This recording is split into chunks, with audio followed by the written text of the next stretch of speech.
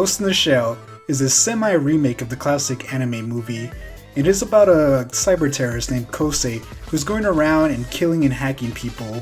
This movie is set in the far, far future where people and machines kind of blend together. Everyone pretty much has some kind of robotic implant in their bodies, and this movie takes place around the Major, who is the first person, you can say person, who is completely robot. The only thing I've heard that is actually human or was human is her brain. Everything else is completely robotic, and that's one of the main themes of this movie. What constitutes as a human? When do we stop considering someone a human, and when do we start considering them human? There's a fine line, and that's one of the things of the movies which I really like.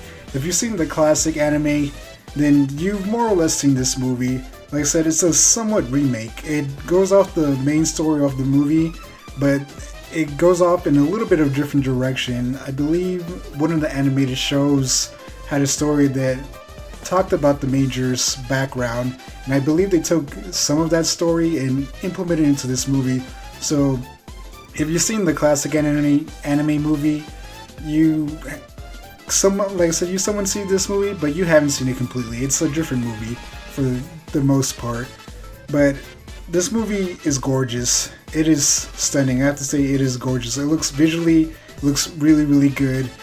The only problem is that a lot of the visuals, they get straight from the anime movie, which there's nothing wrong with that, but at the same time, a lot of it is CG, so in a weird way, it's also animated movie, which is kind of like the robot thing. It's not really considered live action, but it's also animated. It's a weird blend, but the movie looks great.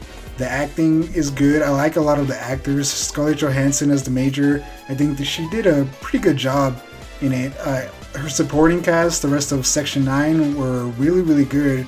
To me, most of them looked like they were, taken straight out of the animades, and I think they did a really, really good job. There's some controversy with the casting that I'm not really going to get into, but I think for what the movie ended up being, I think it was good. The actress did a great job. The story was also pretty good. Like, the story about Kosei is kind of there to set up a lot more stuff for the Major. It's really the Major story. Kosei is just a way for them to, send her down the rabbit hole. So he was an interesting character. I actually liked him. There's not a lot of scenes with him. Most of the time he's doing things through other people, hacking them or hacking robots. We only see him in person a few times, but he is a somewhat sympathetic character, and I really liked him as much as the Major. It was somewhat his story, but it was a story in a way that it was focused through the Major. Like, they're two halves of the same coin, I want to say. So this movie, I really enjoyed it. We don't get a lot of anime adaptations or manga adaptations here in the West that we do ourselves. There's only a few, blockbuster type Hollywood movies that I can name. The horrible Dragon Ball Evolution movie, which was just complete garbage. The movie was garbage.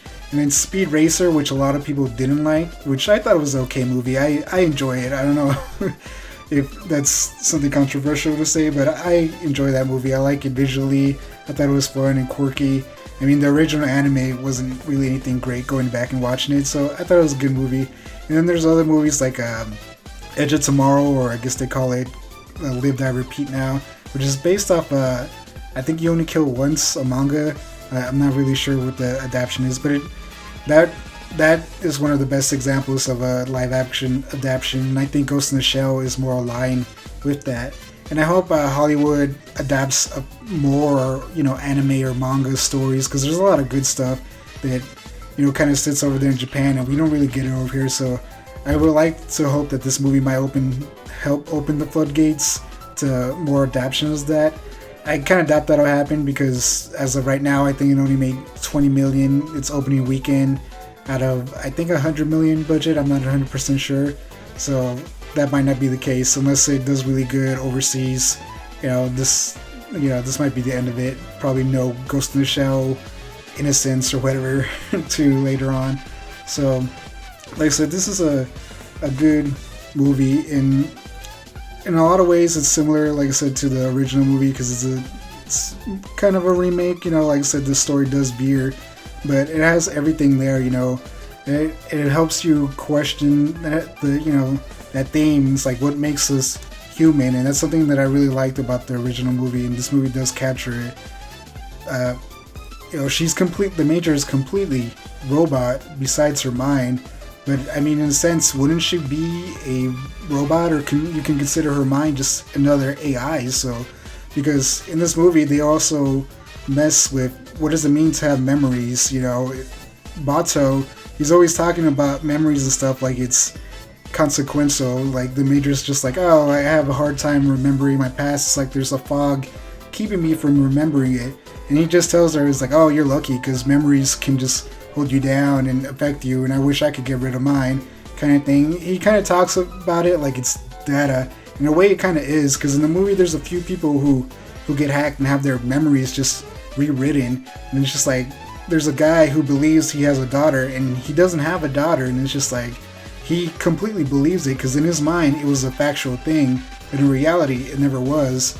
So memories, what are they when we can just alter them at will? It's just data. So you can say he's somewhat of a robot. If we can easily reprogram him, then what makes him human? And it's the same thing with the Major.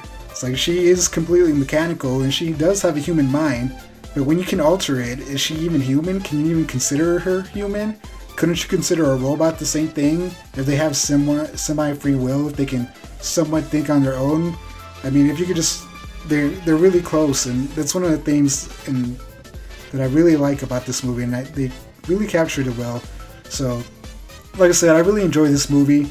I was hoping it would be good. It's not bad. Like, I see a lot of people slamming it because of certain reasons and whatnot, but it's not a bad movie. It's not a perfect movie, but it is an enjoyable movie. It's good. And I think if you're a fan of sci-fi movies, you will enjoy this movie. If you like the original movie, I think you can go into this movie and also enjoy it and just see the difference. Seeing the different interpretation is good, I think. And I want to say, if you've never seen the original movie, watch it.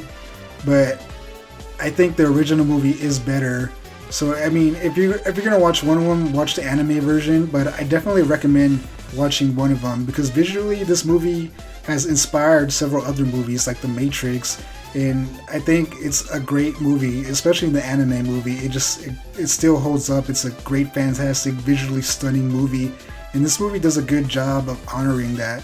So, like I said, I do recommend watching it. And I give this movie 7 out of 7. It wasn't perfect, but it was good and it was an enjoyable movie. And while I was watching it, I was invested. So I do feel comfortable recommending this movie. Alright, and that's it. Thank you for watching and listening. Please like and subscribe, and I'll catch you on the next one. Hey, if you like this video, we have several other awesome videos you can check out. And again, thanks for watching.